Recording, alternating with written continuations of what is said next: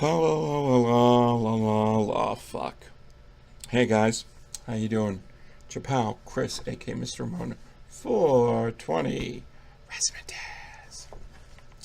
And it's a special week on the week of Mr. Ramona 420. Why it's so special? Well, we're doing 3 reviews this week. Count them, 3. I'm not doing that. And they're all full-length features. I was actually hoping that, the 3 reviews were going to be great. Hopefully the 2 out of 3 reviews are going to be great, because this one was dog shit. And I actually really came close to putting it in the POS theater. Ooh, I had the return of that, but I didn't like. I'll tell you more if I come to that. Talk about that later. The first one is actually going to be coming from Unearthed Films. I've worked with them before, love their stuff, was always really impressed with what they come out with. This one, not so much, and it comes from director Todd Sheets. I did a review of his Dream Purple Neon, which I really enjoyed. The acting wasn't such a great thing, but the gore and story, pretty nice. What went wrong? Just, oh my god. Oh, yeah, and he also made a film last year, Bone Hill Road, which I was really thinking about, I really should get that. This time, maybe not. It actually stars a few people you may have heard of.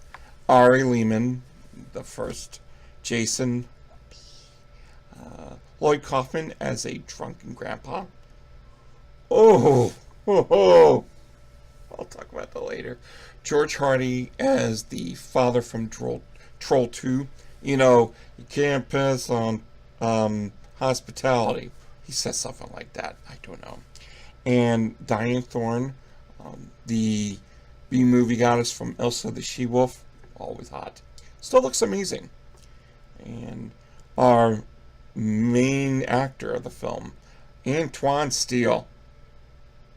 I have so many jokes about that, but I won't do them on here because it seems wrong. So wrong. So we will talk about the plot of this film after I get back. Well, I'm glad you guys could stick around. I really appreciate that. So let's talk about the plot. Well, part of the plot. Jacob Hunt, aka Antoine Steele.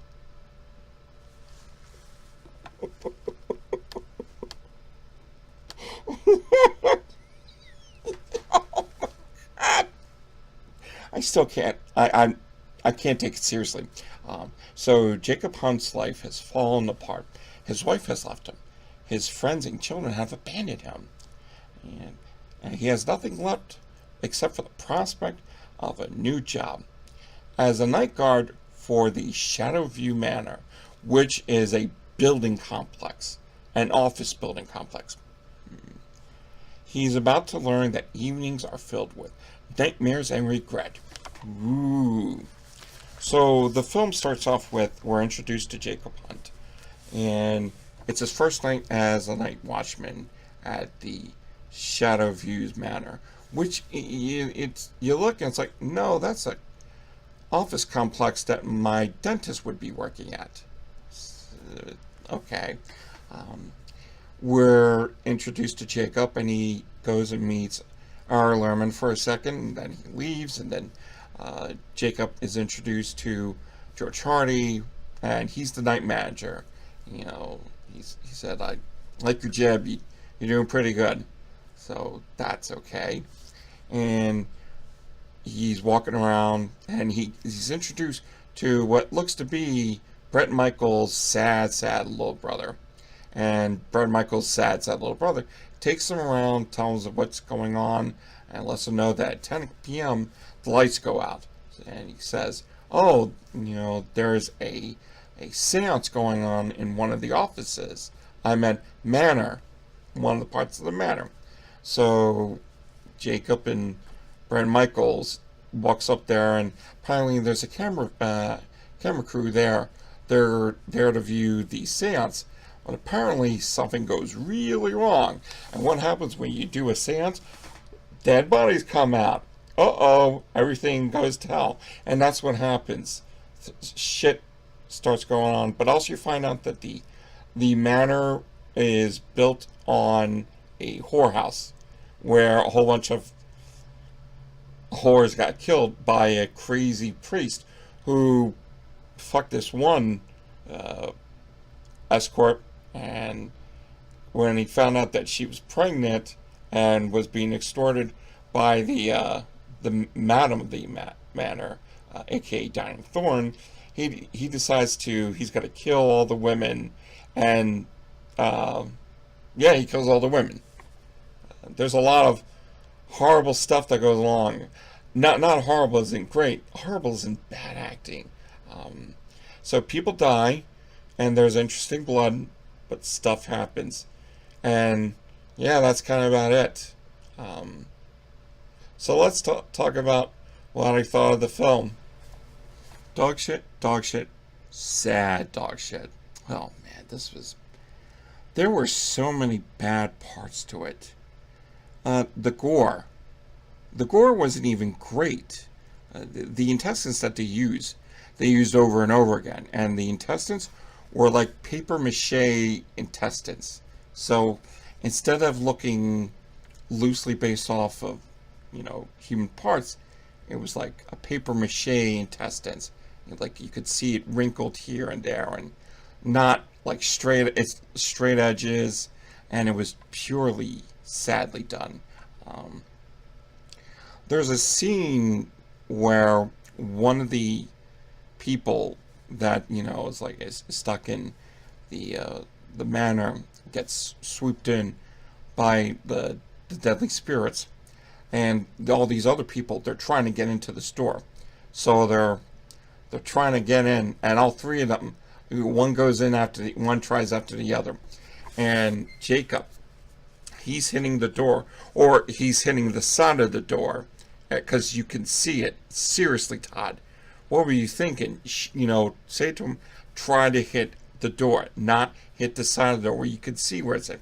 So he's hitting and he's hitting and he's hitting with the crowbar, and he magically slips out of his hand and gets impaled into a girl who we don't really have any character on. All we know is that she's a reporter, maybe, for the seance, and apparently she quote unquote had a relationship with the camera guy. Oh, but so yeah, the crowbar impales in her neck, and she's dead. And the guy that's lower's like, "Don't you die on me!" It's like, motherfucker, she's dead. She's fucking dead.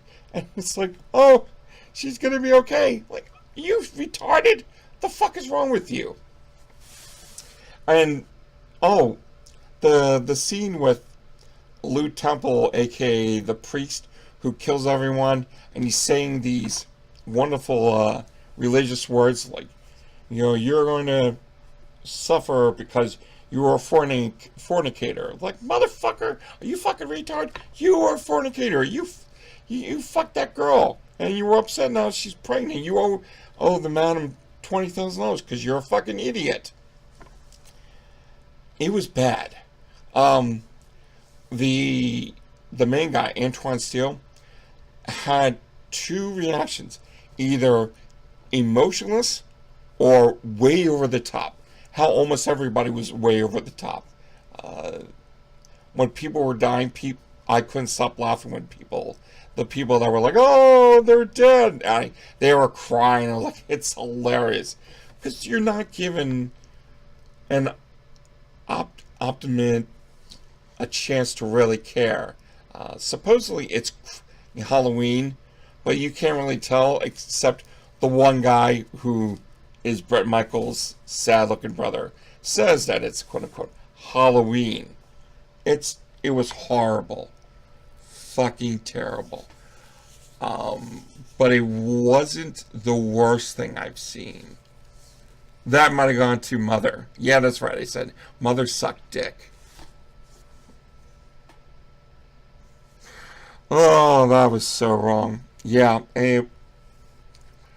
I almost came close to putting it in the piece of shit theater, but there was a scene between Lou Temple and Diane Thorne talking about the situation with the girl that he got pregnant. I really enjoy that. Plus, there was boobs and blood, so you can always enjoy when there's boob and blood. But for the majority of it, this was bad. Wow, this is really, really. I just can't go over how bad it was. And I like Todd Sheets. I think he's a great guy. He's a supporter of the independent underground, but man. Woo. Woo. So yeah, guys, I will give you a link to where you can see the trailer, and so you can decide for yourself what you want to do. Also, I'll give you a link to where you can purchase the movie if you want to. I personally am glad I got a screener for it, because I would have sure been pissed off if I put out, if I ordered it through Amazon. Whew, man. Also, I'll give you a link to, the Unearthed Films website. That way you can pick up a few movies for yourself from them, because they're a great company. They really deserve all the accolades. I truly loved it, but man, I hated this.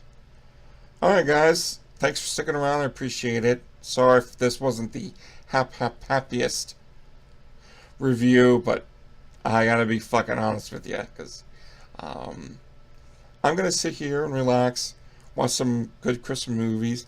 I'm also gonna pop on Upgrade, see how that is. Tune in next week when tune in Wednesday when I think it's gonna be American Antichrist from Dakota Ray. I'm hoping that's good. If not, until next time, rate, comment, subscribe, and don't drink the Kool-Aid. See ya.